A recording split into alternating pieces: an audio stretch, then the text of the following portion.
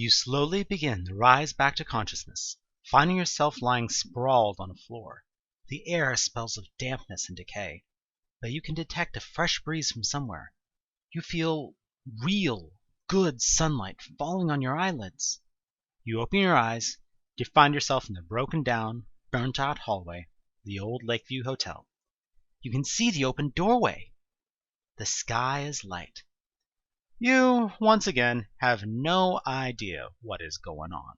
Without a second thought, or even a coherent first one, you leap up and dash towards the door, driven by a need for nicotine and normalcy. Out the door and into the warm midday sunlight, you practically leap down the stairs on your way to your car, which sits, still waiting for you, across the street. You mutter a thankful prayer to St. Osmond for protection against insanity. Casting one last look back at the wreck of hotel, you practically jam your keys in the ignition and start your car. Your head is still spinning. Was any of that real? What happened? You don't think you'll be able to think clearly for a while, just yet. Some coffee might be in order. You take West Sanford Street around the lake to Nathan Avenue. You seem to be headed to a mainly residential area of town, which you feel vaguely positive about. The day is gorgeous, and seeing the sunlight sparkle on the lake and watching other cars go past you in the street is comforting and reassuring.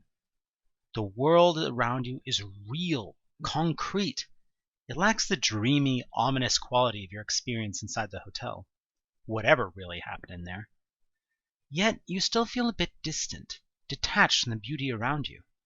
You squirm in your seat, eager for the familiar comforts of coffee, cigarettes, and maybe some food. Then, surely you'll be able to start making sense of it all. As you come around the edge of the lake, you see a gas station on the corner and pull up into it. It looks like a locally owned place, rather than a national chain. There's a large building near the pumps, most likely a convenience store or a small diner. Either way, they'll probably have what you're looking for, and maybe you can ask the cashier a question or two. God knows you have enough of them. Running out of cigarettes was perhaps the most disturbing thing that happened to you in that hotel. You are determined to make up for your loss. You march into the store, which turns out to be a veritable wonderland. There's hot coffee, fresh sandwiches, hot dogs, candy, soda, various household necessities, a big rack full of maps and tourism brochures, and pretty much anything else you could want. And best of all, there's an entire fucking wall of cigarettes. It's almost as though you've entered the Holy Land. You feel a bit disoriented and overwhelmed. You stand there for a moment in awe until the cashier gives you a funny look and asks if you need anything. You focus enough to read his name tag, Dave, and try to gather your wits for a reply. With all the things you wished you'd had while you're in the hotel rattling around in your mind, you start making a list of things you should buy. First thing is smokes, though. You ask the kid for a carton, even though you know it'll be expensive. You don't want to run out again. You hand Dave your ID.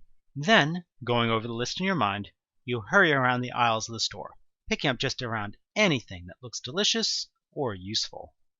The huge armful of stuff you lay down on the counter is a stern advisement to never go shopping when hungry, or with a possible head injury. You've got a 6-pack of cola, 2 small bags of chips, 3 candy bars, a tourist map of the town, a small first aid kit, a pair of Tupperware containers, 2 new lighters, and a bottle of fluid for your favorite lighter. The cashier seems mildly in awe of your purchases, or maybe just the manic look in your eye when you plop them all down in front of him. Sure. Hey, you going camping up by the lake with all this stuff? Actually, I'm looking for someone in town. Hey, I looked all over for a flashlight. Do you have 'em? Sure, my boss kept 'em behind the counter. Don't ask me why. So, who are you going to see? Actually, I'm looking for my uncle. I think he might be living at the Woodside Apartments. Have you seen him around at all? You think about how to describe your uncle, but in the end you just hand the cashier the photograph. Huh? Your uncle? No, don't think I've seen him. But Woodside Apartments is just around the corner. I could mark it on your map. Dave takes your map out of the bag and draws a pretty simple arrow on it. He also scribbles what you assume to be his phone number.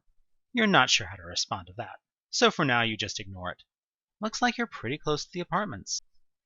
The kid's a local, so maybe he knows something. Since he's willing to talk to you, you figure you might as well see if he knows anything useful about the town. So there are some random places on this map. Yeah, 'cause it's for tourists. Businesses pay to be listed on it. But in the past few years, we just haven't had as many people visiting. People don't buy the maps, so fewer places are bothering to pay the fee. Sounds like the town has had some problems lately. Is that why the hotel hasn't come down yet?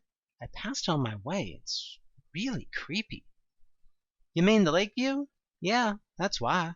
People say it's haunted, too. But they say that about a lot of places in town. Here's your receipt. A lot of hauntings, huh? Think you can mark some of them on my map? Sure, no problem. If all of these hauntings are as active as the hotel, you want to stay far, far away.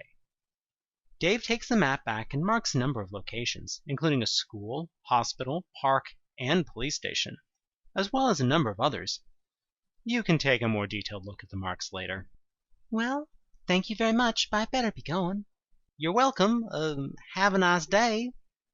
You get in your car and put your giant bag of stuff in the passenger seat. You are absolutely burning for a cigarette, but it's probably more important to eat first.